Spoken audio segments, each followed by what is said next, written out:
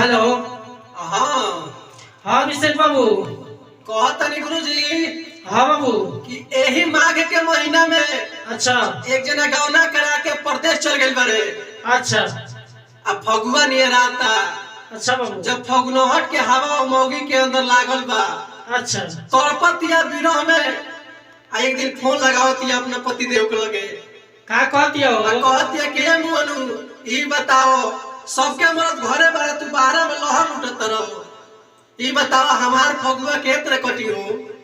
काना भाव में कहती हो? भाव में कहतिया ए गुरुजी आई तनी म्यूजिक में ले लिया जा। मुखड़ा तनी बढ़िया से गया बाबू। हां चल आई मुखड़ा तनी ले तनी मुखड़ा आई।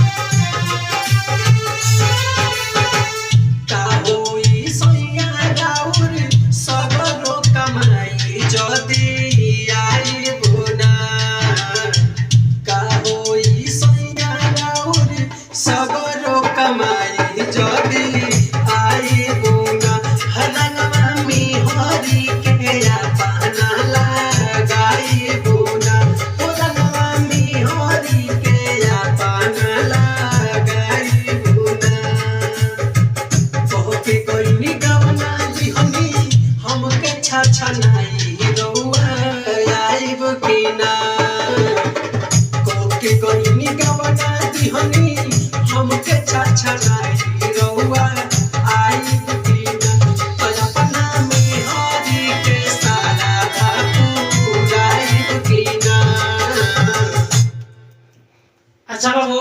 हाँ बहुत बढ़िया मुखड़ा भाई। अंतरा तो आओ तो बढ़िया से। चलिए अंतरा ले ले जाओ। हाँ अंतरा।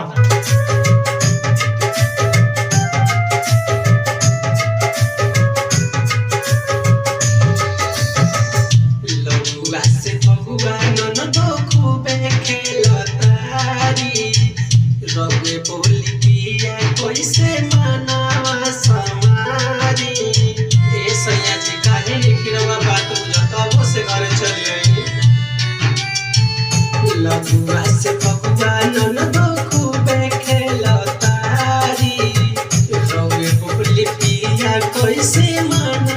समारी साया साड़ी सर के बिहिया लेता अंगड़ाई रौआ आइब कीना।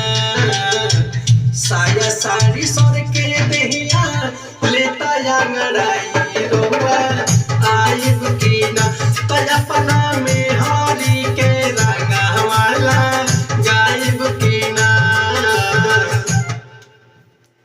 बहुत बढ़िया बाबू। बहुत बढ़िया बहुत बढ़िया। बहुत अच्छा गा रहे हैं अभिषेक जी आप तो।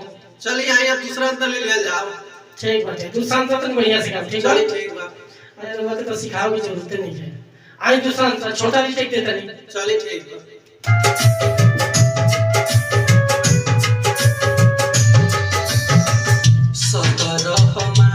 के सहमत पिया जरी। अच्छा बना तो बागी सैया रंग के रगड़ी। राजवा बा तोहरा ना बुझाइए जीवन ढोलू बाहर में चाली कागत रहू। अच्छा 17 मार्च के सहमत पिया जरी। आई बना तो बागी सैया रंग के रगड़ी। आशिक